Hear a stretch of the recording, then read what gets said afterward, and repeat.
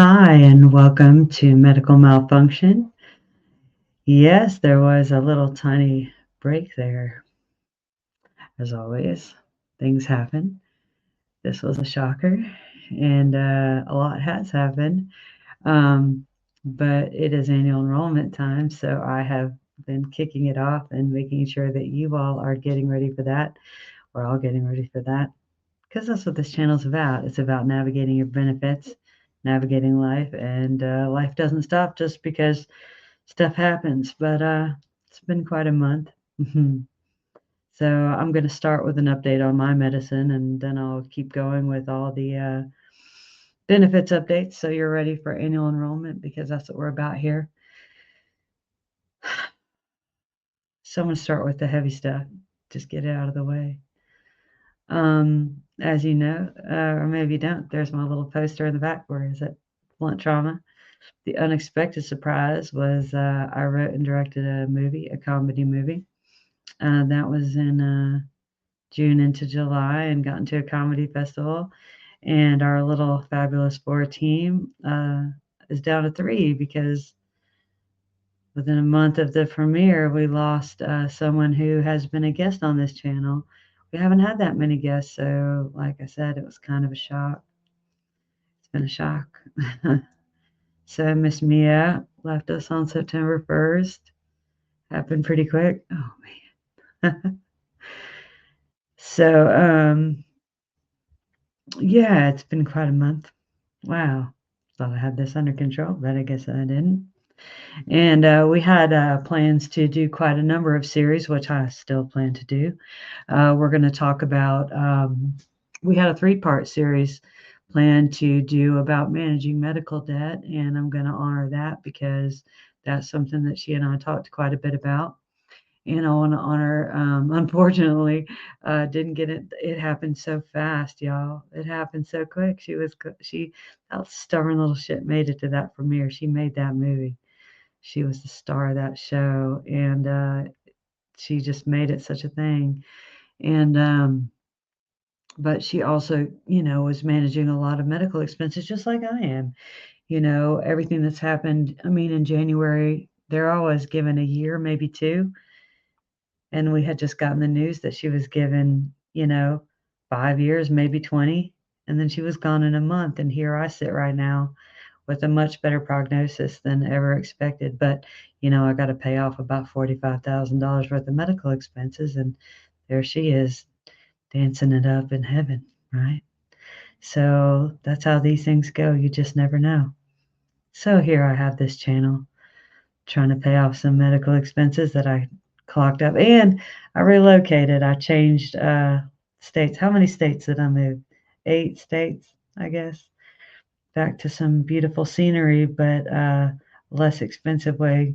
I moved away from my prestige institution because I'm in a place now where the medical treatment's a little less tricky because I had what they call a complete pathological response. And with her, they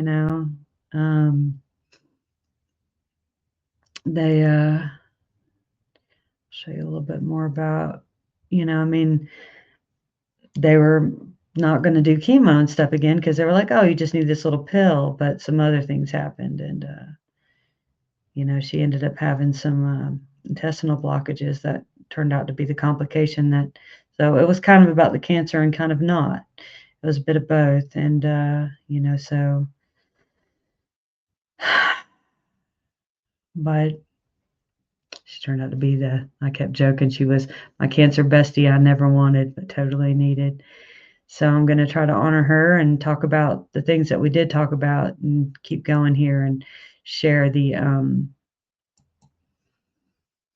medical, teach you more about, the medical benefits, which were the thing. I was still teaching her stuff and she was still teaching me stuff, and talk about, I mean, she had a full on scam happen to her. I feel like I've avoided some, although I am going to dox somebody today. I never dox anybody, but I'm going to dox Xfinity today because in all of my move, I've had to do like some short-term living, which can be a little bit more expensive, but short-term living deal and Xfinity, that was my home internet service. in my short-term lease, which I knew was short-term. I was paying extra for that. And they said, you have a 24-month, what is it? 24-month home internet contract. I'm like, no, I don't. I never would have signed up for that. I didn't even think I was going to live that long. That was weird. I would never sign that. And they yesterday decided to put $120 on my credit card for dipping out early on my, I'm like, this is my home internet. What?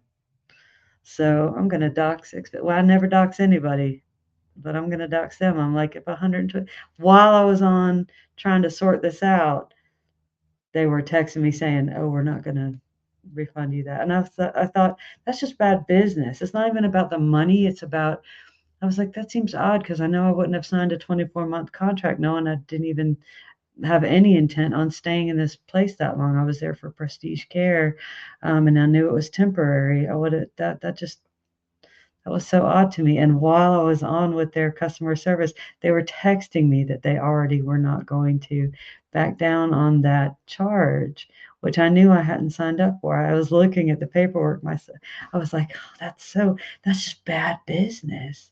It wasn't about the cancer stuff. I wasn't playing the cancer card. That was just bad. I'm like, if you will sell your soul for $120, then sorry, but you kind of deserve. I know people really hate Xfinity, and now I understand why. I try never to dox anybody, but I was like, that's some shitty behavior right there. That's just that's just crappy. I was really shocked that somebody would behave like that. I'm just like, geez. So while I'm on the computer doing the live chat trying to sort it out, they were texting my phone at the same moment. So that's the kind of stuff where um yeah, you just kinda have to call something like that out. I'm like, "That's so eesh, it's just bad business." So I cannot ever say I'll use Xfinity again. I had really good experience with their internet, and I was happy with everything I had. I would have recommended them absolutely until yesterday. Now I have to say, yeah, I cannot ever recommend them. They were just bad faith. That's bad faith. That's what you would say about that. Otherwise, I never dox anybody. I don't dox myself. I mean, my name is my name, but I never talk about anywhere I go or anything I do. But I have to say that was just bad business, bad faith, bad ethics, bad all of it. It was yucky. Yeah. So, geez, I'm like, how do you do that? Like people move. That's your home internet. I had a choice. I could have gone with AT&T. I guess I should have. I mean, I just wow, and I would have, up until yesterday, said, "Hey, go with them, they're great." Not now. Wow. So anyways, but yeah, it wasn't even about the thing. I thought I was working it out, and then, I guess not. It was like going around behind you. It was weird. I can't say the last time I had an experience quite like that. So, but I will be doing some things to honor Mia. Obviously, I loved her a lot. And but those are the types of things where uh, I'm going to talk about some of the ways that managing medical debt. We'll talk about actual medical debt, but we'll also talk about how you can manage and get help, get assistance. I'm going to publish my Nurse Navigator video here in a minute because I've been using the Nurse Navigator as I've relocated. We're doing some cancer math, and cancer math is different than other types of math. I'll just put it that way. Because again, I'm sort of in the cleanup phase, and I had to do some things in order to buy myself out of that where I got left hanging from that oncologist that ghosted me. We've talked about her a little bit, and she's still ghosted me to this day. But in order to get this treatment and to get this complete pathological response, I had to agree to a surgical intervention, and I was able to actually find a way to get some radiation care done. And I will say I'm getting some lymphedema in a very uncomfortable place right now. That's a side effect of the radiation. But in order to get the final cleanup job, this is just the Keytruda, the immunotherapy. And that's been really interesting because they turned it off on me. And in order to keep it turned on, I've had to do some because really, if I were anyone else without my cancer history already, I would be getting some harder chemo, but they can't do that for me. So the Keytruda is really my only option. And in order to keep that turned on, I've had to jump through some hoops, and now they've talked about maybe cutting it back. So that nurse navigator's been really helpful here. I actually have to get in a little bit of extra approval. So working with her and talking with them for the past year has been very helpful in my case. They know me, they have a relationship with me.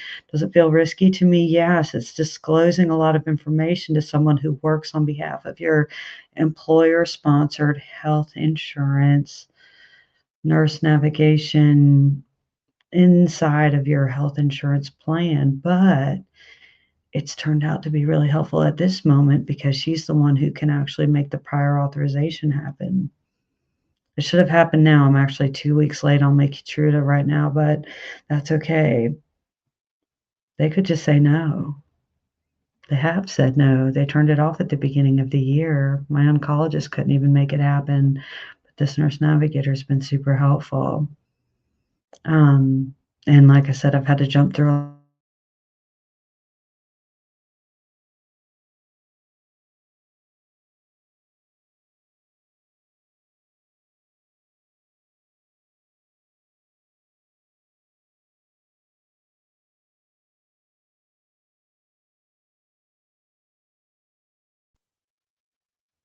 I think it just blipped out for a second, so I just wanted to take a pause there and reiterate that I'm intact. I'm intact and I got radiation and I've got a very good prognosis, especially someone for triple negative breast cancer. So, hey, my hair looks crazy, but other than that, pretty good stuff. I can't really complain. I'm really sad about Mia. You know, you start to think about all the things that could have been different had we met sooner. But things are just supposed to be the way they are. There's nothing you can really do. Somebody somebody who maybe helped me on this movie, who maybe starred in this movie with her said, you guys jammed a whole lot of friendship into a whole short amount of time, and that's very true. And I still haven't taken on my bracelet even since her service, ovarian cancer awareness, because that's really the thing. I think I'm gonna go now.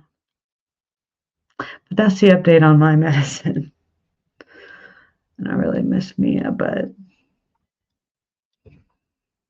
I know she's out there, and I'm gonna honor her with helping to get you through annual enrollment, get me through annual enrollment. And there are some big changes. Um, and going to share, what I do know about what she went through on the financial side and some of the things I've gone through on the financial side too, and where I've really, persevered and the things I've changed to, because, it's going to take me some time to pay it off. But, um, you know, that's what this is for. That's what working's for. And so far, I've still been able to do that and do it well. And this hair looks crazy, but it's kind of cute. I won't have green hair this holiday season. I know that, like I did last year. I'll have red hair like I should. But I just want to give you all an update and welcome you to fall and welcome you to annual enrollment and tell you the news about me. And still kind of dealing with it myself, obviously, here and there. But boy, I really do admire her. I loved her a lot. Okay, well, more to come on annual enrollment and more to come on managing. Like I said, we'll focus on annual enrollment, and then we'll talk more about the managing medical debt after that, because that's something that's an anytime kind of subject. Anytime. But till then, it's time to go out there and get some good medicine and give some good medicine and get ready to make some decisions, because it is time to make them for this time of year. And you can. It won't be that bad. If you have any questions, put them in the chat. I will Put them in the queue.